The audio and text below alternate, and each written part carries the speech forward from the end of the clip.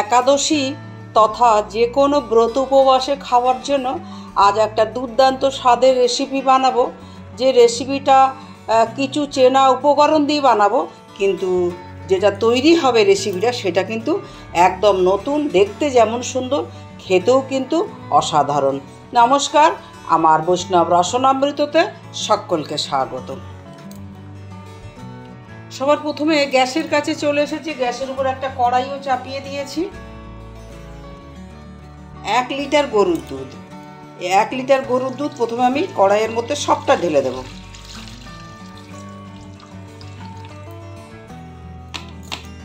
গ্যাসের ফ্লেম ফুলে করে দেব যতক্ষণ না দুধটা একদম উতলে উঠছে। দুধটা ফুটে উঠতে একটু সময় লাগবে, ততক্ষণে আমি অন্য কাজগুলো সেরে নিই। ছোট বাটির 1 বাটি সাবু নিয়েছি। খুব মোটা দানা না, যে মাঝারি দানার যে সাবুগুলো হয় এই সাবুগুলোই নিয়েছি। এই রকম সাবুতেই কিন্তু এই রেসিপিটা ভালো হয়, তাই এই মানে সাইজের সাবুটা নেওয়ারই কিন্তু আপনারা চেষ্টা করবেন। সেই সাবুটা আমি ভালো করে ধুয়ে বেছে রাতের বেলায় ভিজিয়ে রেখেছিলাম। এটা একটু বেশি সময়, যেমন ধরুন 3-4 ঘন্টা সাবু ভিজলেই হয়ে যায়, কিন্তু এই রেসিপিটা করার জন্য সাবুটা যদি রাত্রের বেলা ভিজিয়ে রাখা যায় তাহলে কিন্তু খুব ভালো হয়। এবং আমি দেখুন জল এমনভাবে দিয়েছি, এতে এক্সট্রা কোনো জল নেই। এমন করে কিন্তু সাবুটা জল দিতে হবে যাতে এক্সট্রা কোনো জল না থাকে। এখন এটাকে আমি একটা থালার মধ্যে ঢেলে নেব। এটা থালার মধ্যে ঢেলে দিচ্ছি। দেখ একদম কেউ কারোর গায়ে লেগে থাকবে না, আবার এর মধ্যে কোনো জলও থাকবে না। এই রকম অবস্থায় কিন্তু এটা রাখতে হবে। এখন এটাকে একটু মেখে নেব। খুব একদম চটকে মিহি করব না, শুধুমাত্র এরকম বাইন্ডিং আসবে। এই দেখুন বাইন্ডিং চলে এসছে, ব্যাস এরকম হলেই কিন্তু এটা হয়ে যাবে। জাস্ট একটু মেখে নেব যাতে আমার বাইন্ডিং আসতে সুবিধা হয়। ব্যাস এরকম মাখা হয়ে গেছে। এখনও যে কাজগুলো বাকি আছে আগে একটু দেখিয়ে নিই আমি আপনাদেরকে।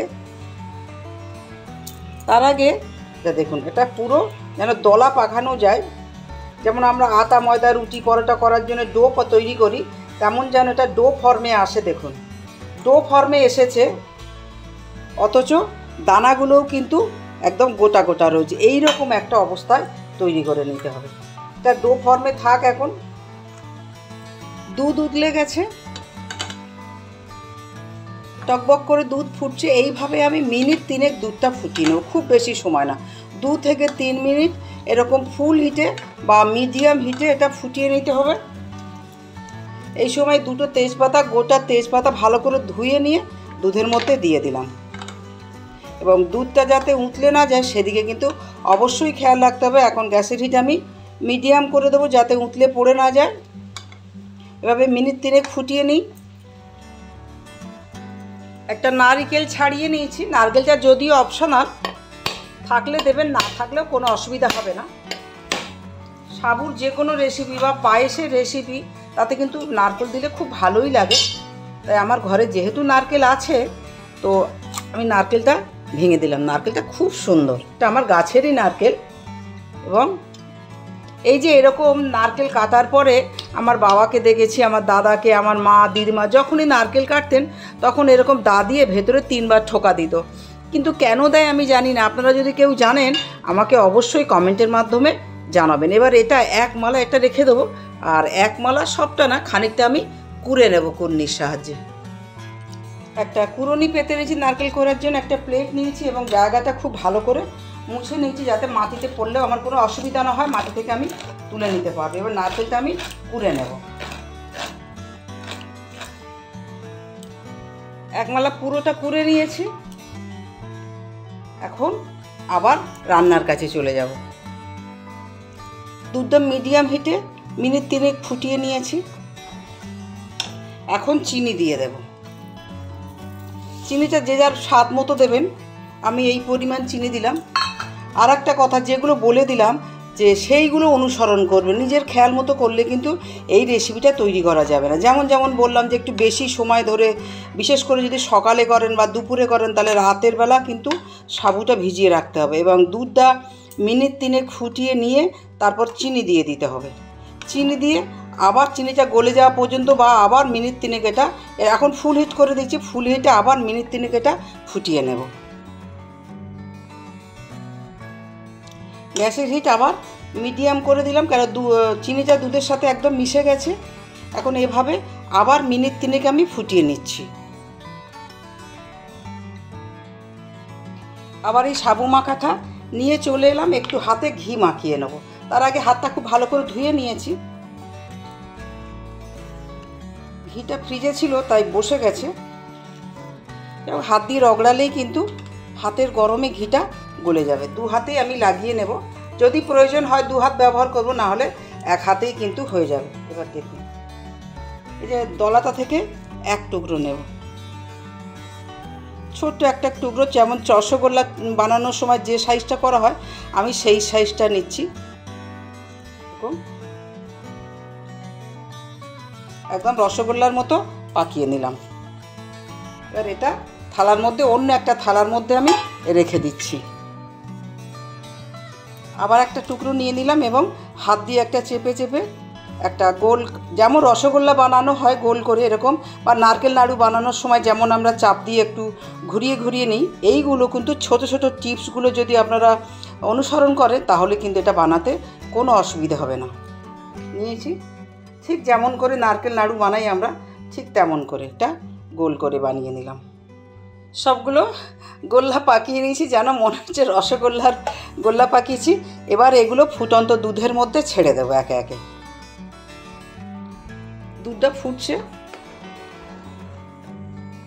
এই দুধের মধ্যে এবারে এগুলো এক এক করে দিয়ে দেবো, এবং গ্যাসের হিট করে দেবো একদম ফুল হিটেই এটা ফুটিয়ে নেব।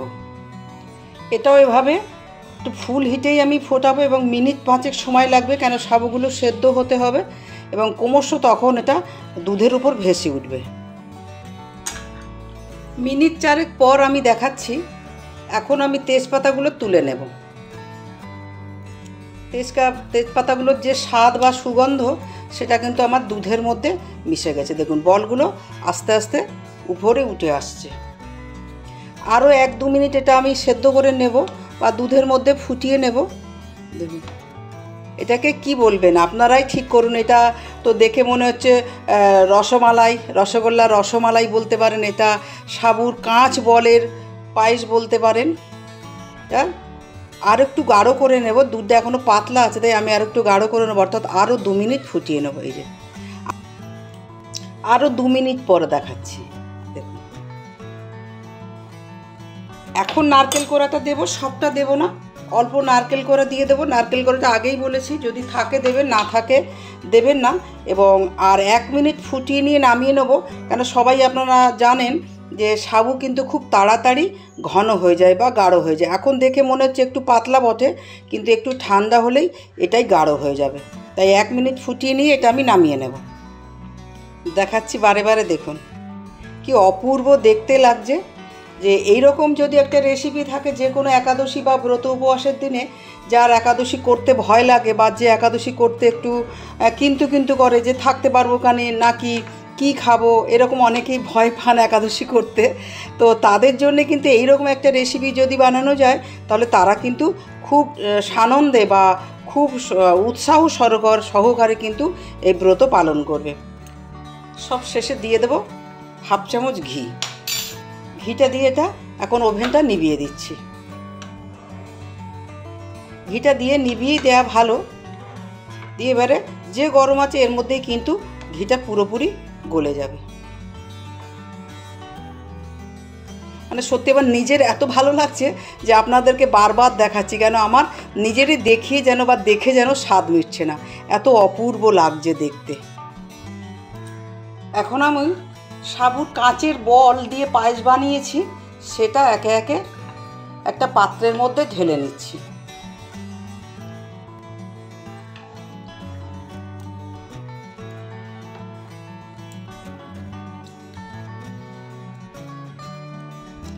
আজকের মতো ভিডিও তৈরি শেষ হলো। সবাই ভালো থাকবেন, সুস্থ থাকবেন।